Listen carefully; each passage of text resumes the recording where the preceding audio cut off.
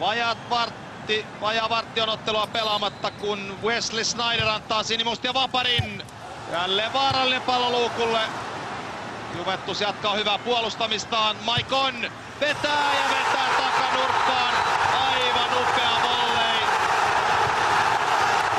74,5 minuuttia on pelattu, kun Inter vihdoin ja viimein siirtyy ottelussa johtoon. Ja millä tavalla? Rassipakki Maiconilta aivan huikea yksilösuoritus. Erinomaista pallon hallintaa, jonka päätteeksi vastustamaton volley takanurkkaan.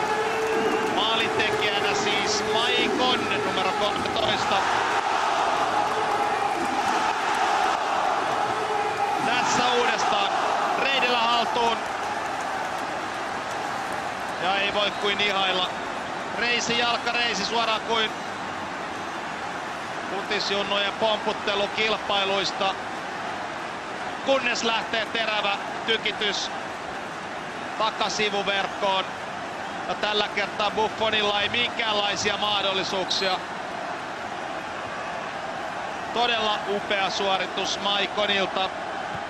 Ja osuma oli hänen 4. maalinsa tämän kauden Serie A:ssa.